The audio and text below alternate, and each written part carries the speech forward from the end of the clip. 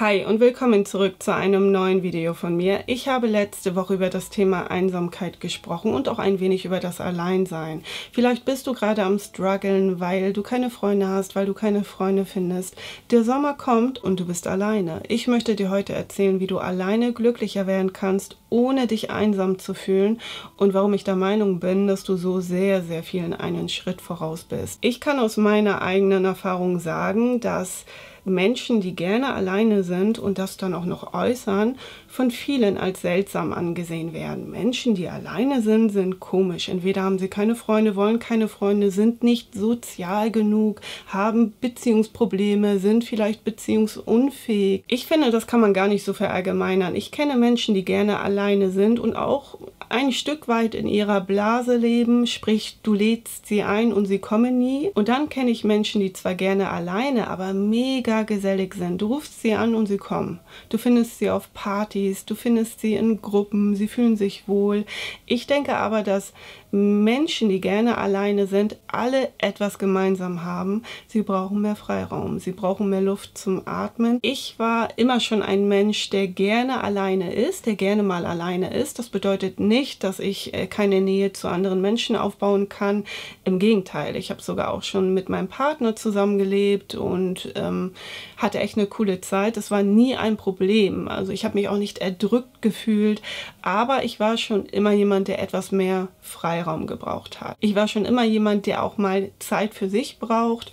Und ich kann mich stundenlang alleine beschäftigen, ohne dass mir langweilig wird, ohne dass ich einsam werde.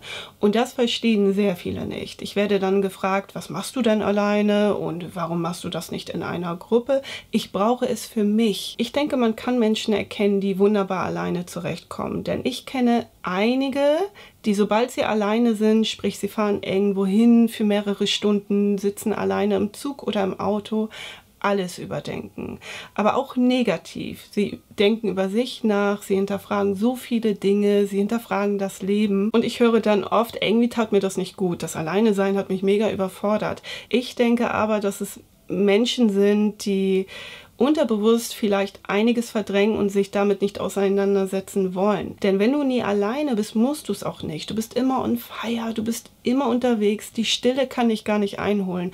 Und wenn du dann nämlich diese Stille hast, dann musst du dich auf einmal mit deinen Gedanken auseinandersetzen, die abdriften, die einfach total unrealistisch vielleicht auch sind. Ich denke, dass du alleine sein musst, um diese Gedanken aushalten zu können, damit sie nicht abdriften, damit du deine Gedanken besser sortierst. Du lernst dich ein Stück weit besser kennen und du musst auch gewisse Dinge mit dir selbst ausmachen. Du kriegst ein tieferes Verständnis für deine Gefühle. Und das ist, glaube ich, in der heutigen Social-Media-Welt enorm wichtig, denn wir lassen uns so sehr beeinflussen. Der eine sieht so aus, der andere sieht so aus, der eine hat ein Sixpack, der andere hat ein Penthouse und du hast nichts oder vielleicht nicht das, was du möchtest. Ich finde auch, es ist eine gute Möglichkeit zur Selbstreflexion. Wohin willst du? Was sind deine Ziele? Wie wirkst du auf andere? Wie willst du wirken? Wie sind deine Beziehungen? Und das kannst du am besten, wenn du alleine bist. Wenn deine Gedanken etwas sortierter sind, dann lässt du dich auch nicht mehr so leicht beeinflussen. Ich finde, alleine sein fördert auch die Unabhängigkeit und vor allem musst du keine Rücksicht nehmen. Gerade wenn du alleine am Reisen bist oder wenn du gerne mal alleine im Urlaub bist. Ich bin auch gerne in einer Gruppe oder ich bin auch gerne mit meiner Familie im Urlaub, aber ich kann euch sagen, wenn ich mit meiner Familie in den Urlaub fliege, muss ich auf nichts achten.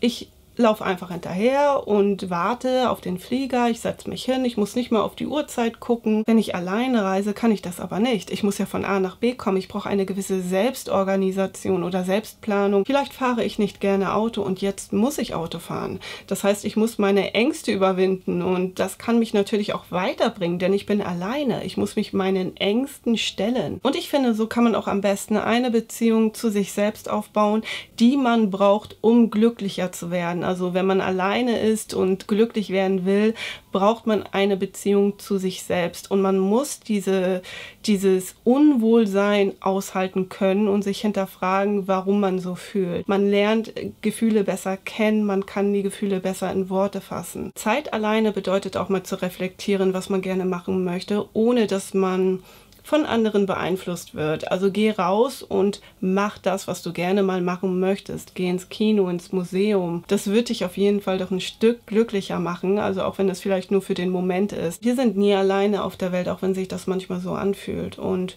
auch die größte Ablenkung wird sich nicht von uns selbst trennen. Das heißt, wir sind uns immer treu. Du wirst dich irgendwann selbst mit dir beschäftigen müssen. Das geht gar nicht anders. Und was bringt es dir, wenn du ständig on fire bist, wenn du immer in Ablenkung lebst? Irgendwann ist dein Tank leer. Alleine sein ist auch ein Stück weit Zufriedenheit. Das bedeutet nicht, dass du Happy Life spielen sollst oder dass du immer lächeln musst. Manchmal sollte man das Gefühl auch einfach fühlen.